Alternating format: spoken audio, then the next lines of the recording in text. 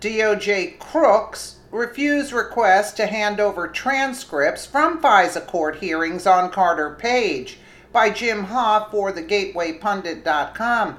Investigative journalist and Fox News contributor Sarah Carter joined Sean Hannity tonight to discuss the latest developments in the growing deep state spying scandal on Donald Trump and his campaign by Barack Obama and the Democrat Party. Sarah Carter told Sean the Department of Justice refused and ignored congressional requests to turn over the transcripts of the Fisa court hearings on Carter Page. Now, I wonder why they did that. Could it be because they would incriminate themselves? Sarah Carter, the Department of Justice can easily give you the same documents that we have. This has never been requested before by the Fisa court, so this is a new thing for them. They have to review everything, decide whether or not they can hand over these documents. But she said that the court would not reject to the fact that the Department of Justice can hand them over. Well, I confirmed tonight that Nunes and Goodlatte did request those documents from the Department of Justice, and the Department of Justice never responded to them because it would incriminate them, Obama actually, and the rest of them. Well, I think what's fascinating here is that Judge Collier did respond back to Chairman Nunes and Chairman Goodlatte to their request for the transcripts from the Fisa court when the FBI actually made the application to spy on Carter Page. And what she said was significant because she said, Sean, the Department of Justice can easily give you the same documents that we have. This has never been requested before from the Fisa court, Collier said.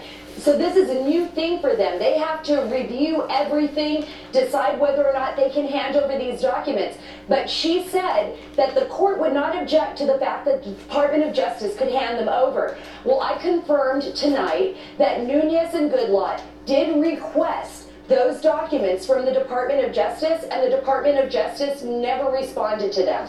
But Drake, let's talk about all that from a legal perspective. Well, Collier has made it clear that they didn't transcribe or record any of the Q&A that occurred in the application for the warrant. But the application exists, it's written. But the applications exist. That is in the possession of the Department of Justice. And Congress has the legal authority to request that from DOJ. They should hand it over. Those that don't contain... One quick question, not to interfere. Well, why is the judge saying, the Fisa judge saying that the executive branch can release this? There's a question of separation of powers as to whether or not the judiciary can hand this over, but clearly Congress has constitutional oversight over the executive branch. So it's easier if the executive branch, the Department of Justice, hands it over.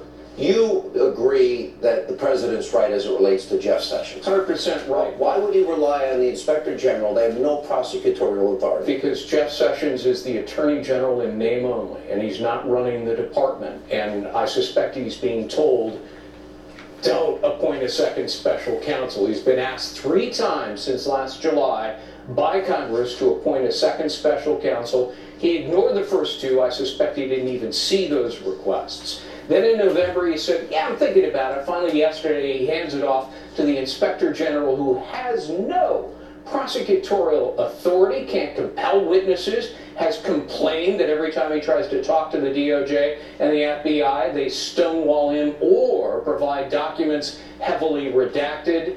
The only way you can get to the bottom of this is somebody who has grand jury subpoena power to compel testimony under oath. The IG doesn't have that. What do you make, David Schoen, of what this judge is saying in this particular case, and very specifically, you know, that the considerations involve not only prerogatives of the legislative branch, but also the interests of the executive branch, including its responsibility for national security?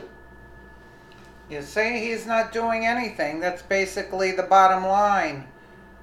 No, Sessions needs to go now, and Trump should fire him, because Mueller's also looking into the fact that to see if Trump was going to fire Sessions in the summer. Are you kidding me? He's the president. He can do whatever he wants. You know, Mueller needs to go, and they all need to go and hire different people, because this is deep state. Unless you get rid of the players in the deep state, nothing's going to take place. Nothing's going to happen. And this thing is going to drag on continuously while Mueller is collecting his paycheck.